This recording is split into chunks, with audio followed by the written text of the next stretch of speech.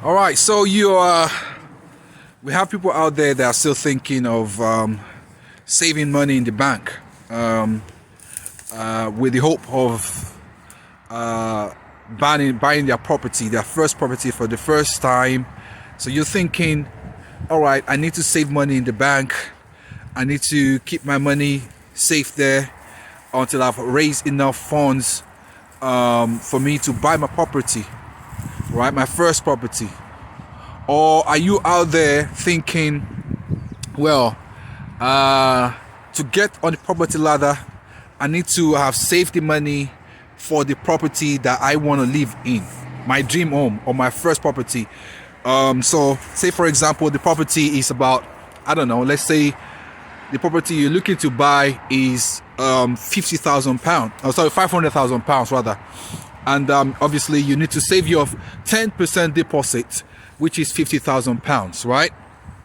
Currently, right now, let's assume you already saved £40,000, so you need £10,000. Not even thinking about other things like, you know, the stamp duty. After this match ends, obviously you start going back to paying the stamp duty as usual. Things like legal costs, surveyor, you know, the broker fees, and all the other things that are attached to buying property.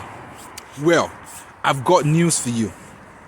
All right, before I go deep into this video, I'm just going to give you a brief introduction of myself. My name is David Adewale of Elswap Properties. I'm one of the directors at Elswap Properties. So what we do in property in Elswap basically is we invest in properties ourselves. And not only do we invest in properties in Elswap Properties, we also help investors that are looking to invest in properties for the first time, or could be either be existing investors that are looking to add on to their portfolio. So if you have a property if you have a goal of building your wealth via properties, we also work with investors to get that goal achieved as well. So we work based on your goals to achieve that. We also work with people that are looking to buy property for them to leave, first-time buyers. And sometimes we have sellers as well that are struggling to sell the properties, or maybe some people that build their portfolio over the years and are looking to offload their property so they can live the life that they deserve, you know, of having worked all these years. So we help them to find buyers because we have lists of investors as well. So this video, what I'm looking to do right now is just to help to give clarity about a few things, because that's what we do here at Elswap Properties, and also to help you to see things clearer than you would have normally see it. You know, traditionally, if you want to buy a property, you need to think about getting the deposit and saving the money that you have with the plan of you buying the properties later in the future, or you know, or whenever you have the money saved. Now, if you look at what is going on in the market right now, we have it so that the interest rate keeps dropping. And there's also a talk that the interest rate might actually go to negative interest. What that means is, if you have, for the example, when I first said, this video, that you have a property of £500,000 and you want to buy, and then you've saved £40,000. So it means that if you put your money, that £40,000 in the bank, and the interest rate was to go to negative, right? What happens is the purchase value of that £40,000 begin to decrease, because there's something called inflation. Inflation keep on rising every year, and that's standard. What happens is, when inflation rise, the prices of the things that you are trying to buy continue to increase based on inflation. It increases with inflation. So that £500,000 property, which you think you could buy right now, in the next 1 or 2 years, is not going to be £500,000 you're going to spend for that property again. It could be something like £550,000 or £550,000 or even more thereabout.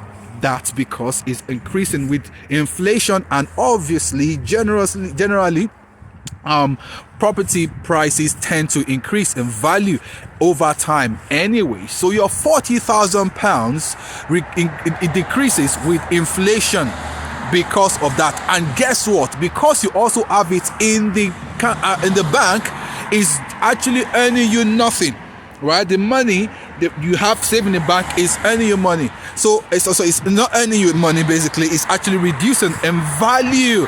And the question people can ask me, so what do I do with the money? I want to buy the property. I want to get on the property ladder. I think the understanding about getting on the property ladder, you need to kind of like try to break that down a bit.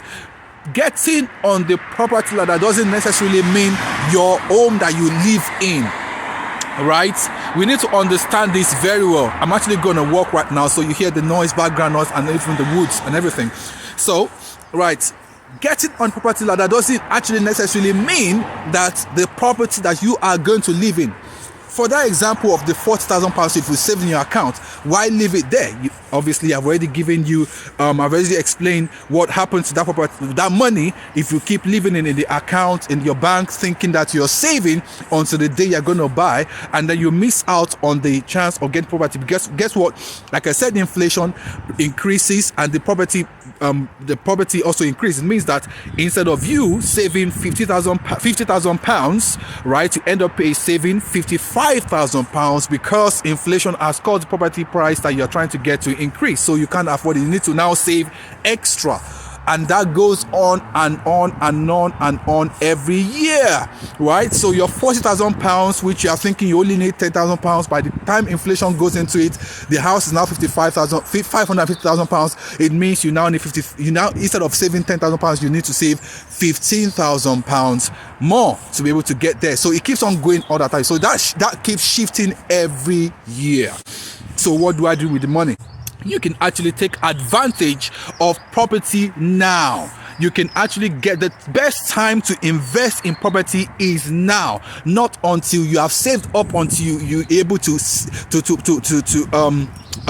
afford the property you want to live in. Why not just rent temporarily?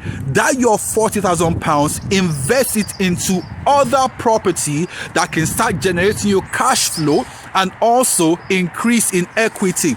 For example, that £40,000, if you can get a mortgage and you have two properties which are going for, let's assume properties are going for like £60,000 each, not in London, obviously, somewhere in the northeast, somewhere in the northwest, in the Midlands, £60,000 each, you are able to take mortgage and you take advantage of the cash flow that will be coming in. Guess what? If you've invested £40,000 in those two properties, right, and obviously inflation keeps growing, obviously the property in those areas don't actually appreciate in equity as much as they do in London. Let's assume in the next 5 years, for example, while you're still renting, right, in the next 5 years, the property is now worth, let's say, £65,000 or £70,000, right? And you have been generating cash flow. That cash flow, you can be saving it towards when you are going to buy your property which you own. And then if your property which you actually wanted to buy as your dream property, right, your dream home, is now worth £600,000, right, in 5 years' time, guess what? What could happen is you could sell those two properties which you already have as investment property, right? Let's assume you sell them with, initially you invested £40,000, you would have actually gained another £10,000 each on them, based on what I just mentioned right now. So, right, so if you then get that, then means you're no longer having £40,000, you're now having about £55,000 or £60,000 in that, in your hands. Then you can now afford your dream home. On top of that, you would have been having cash flow all through this while. That was only on equity only. Only on equity. If you've invested £4,000, £40,000, within the next 5 years, the total property has increased in value. You have £10,000 each. On top of what you had before, that is £60,000. You can now afford to buy your dream home, which is now £600,000. Guess what? You have not been waiting for your money to save, to be able to afford that money. The property that you invested in is now paying you for that new home property, and that is only talking about equity. I didn't even talk about the cash flow.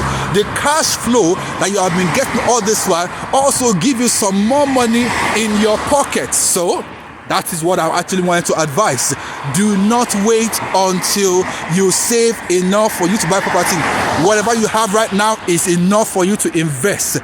Invest it right now and let it begin to bring you money and take you closer to your goal, where you are trying to achieve. I hope this video has been helpful, and the whole aim of it is so that to help you to kind of break out that barrier of to get on property like that. Guess what? If you actually have investment properties, that is you already in the property ladder. It's not necessarily a property that you are living in, it's property that you are invested in. Right. So I hope this video has been helpful to you. Subscribe to this channel on YouTube if you are watching on YouTube, and or if you are actually watching via Facebook or any other social media. Reach out to us at ellsworthproperties.co.uk. That's ellsworthproperties.co.uk, or go on our Facebook page, which is Ellsworth Properties, and reach out to us there. If you have any specific questions, just drop us a line or two and we'll reach out to you. My name is David Adewale. Thank you for watching.